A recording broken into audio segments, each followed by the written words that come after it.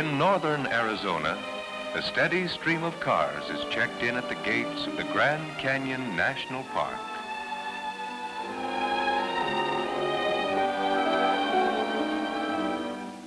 But few of the spectators realize as they gaze into the abyss that deep in one of the side canyons is the home of a small tribe of some 200 Indians.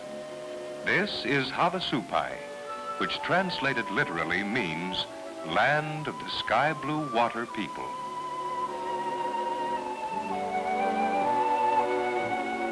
The valley is reached only by pack train. As the trail drops over the lip of the canyon, it begins the 29 switchbacks, which drop a dizzy 1,000 feet down the face of the canyon. From here, the trail enters the inner gorges of the Grand Canyon itself. Gorges with brilliant red walls. Until finally, turning a rocky corner, it comes upon the blue-green water of Havasu Creek, gushing from springs at the base of a cliff. Then, over a rise in the trail, the valley sprawls below. Not very big, some 2 miles long by a half-mile wide, its brilliant red walls rise straight up for hundreds of feet, accentuating the greenness of the valley floor.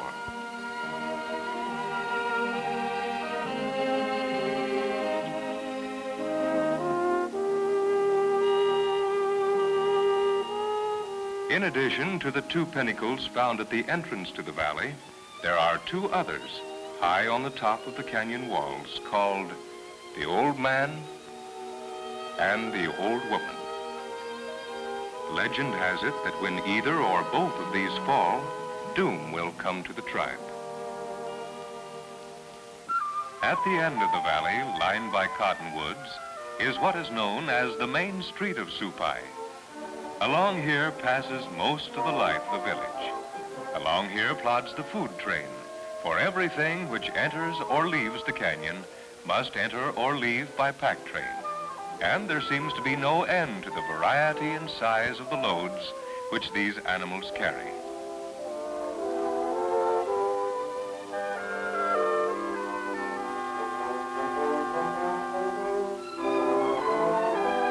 Everyone in the village comes to watch the unloading, even old Supai Mary, said to be 102 years old, and the young come to witness the arrival. Along Main Street passes the tractor of the tribe, dismantled at the rim and packed down wheel by wheel. At the end of Main Street, dwarfed by the great cliffs above, sits the little church. Really a Quonset hut, lowered section by helicopter to be assembled here later on the valley floor. An Indian stonemason has added a stone front to the building. Next door sits the little white schoolhouse, complete even to the traditional bell tower. And when the bell is rung, the echoes reverberate back and forth across the valley from canyon wall to canyon wall. The Havasupais are an agricultural people, having been lured to the valley originally because of its fertile soil and abundant water. A few members of the tribe discovered the canyon while escaping from warring Apaches. They camped here a few days, then returned to the tribe to bring the rest of the members here, where they have remained for all the centuries since then. They grow corn and squash and beans in their fields and irrigate them from the waters of the creek. The shallow irrigation ditches reflect in their scarce 3-foot widths the beauties above.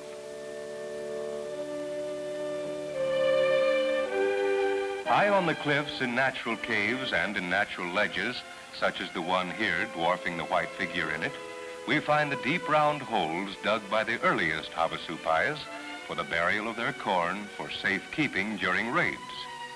And on the same ledges, we find the narrow walled-in cells, such as the one at the base of the picture with a tiny opening. In here was placed not only grain, but women and children in time of danger.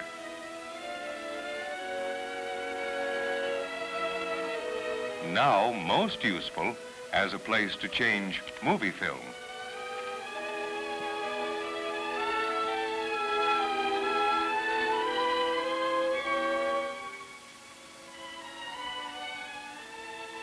The older women of the tribe weave fine baskets out of the willows growing along the blue-green creek. The entire twig is used for the framework of the basket, and then the long, slim switches are split lengthwise by hand and by the teeth, and then resplit to form the fine, supple strands that are woven in and out around the framework. The black design on the basket is mesquite, or cat's claw. In front of their houses, over an open fire, the Indians prepare their meals. Seated on the ground with pots and pans beside them, they cook the food, including the main item of diet, squaw bread, a mixture of white flour, salt, water, and baking powder, formed into a flat tortilla-like cake and then baked over the open fire.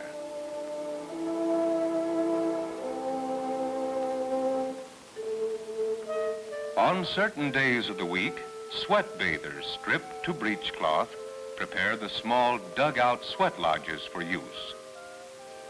A few heated rocks are carried one by one from the fire into the lodge to be sprinkled later with cool water.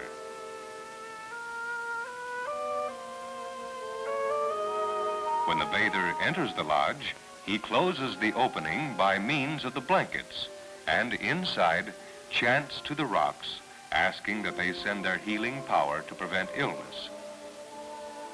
He remains inside for only a few moments in the intense heat, which sometimes reaches 150 degrees. He soon emerges, his body glistening in the sun from the perspiration, to rest and relax in the shade before repeating the performance, and then ending it all by a quick dip into the cool waters of nearby Havasu Creek. This stream is crossed by fordings and little footbridges, and as it approaches the Colorado River, it tumbles over 4 falls. The first is over a mossy embankment. Next is lovely Navajo Falls, where the water cascades over a cliff in fan shape to drop into a green travertine pool below.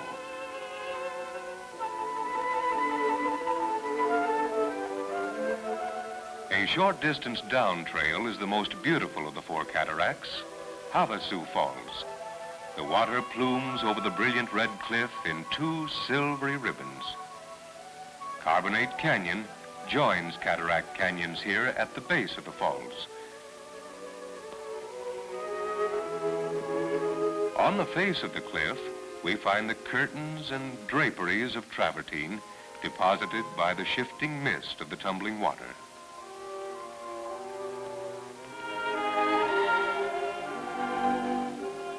Even forming caves and windows. The trees and shrubs at the base of the falls are dead, for they are covered with a heavy coating of this travertine or lime.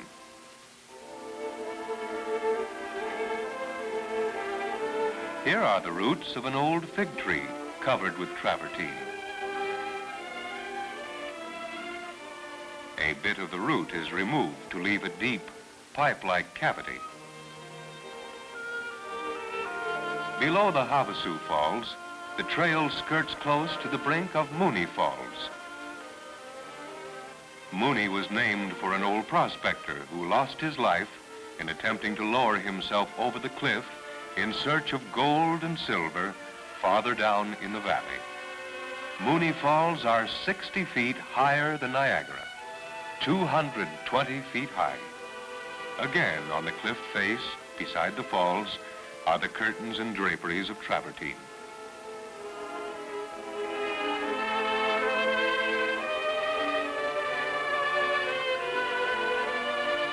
And from the pool at the base of the falls are stair steps of the lime deposited on the stream bed. All along the blue-green creek, there are drinking fountains everywhere. On our way back to the village from the falls, we ford the stream and arrive near Main Street in time to witness the Harvest Festival, which is held each year in late August. For this event, a rodeo is featured, and for the rodeo, a small herd of cattle is driven down the long trail from the rim, for there are no cattle in the tiny green fields on the valley floor. A little parade of contestants precedes the rodeo, some draped in bunting for costume and ornament. Under the great cliffs, the little rodeo begins, and dust clouds rise in the still, hot air, while the noisy support of the home folks reverberate back and forth across the canyon.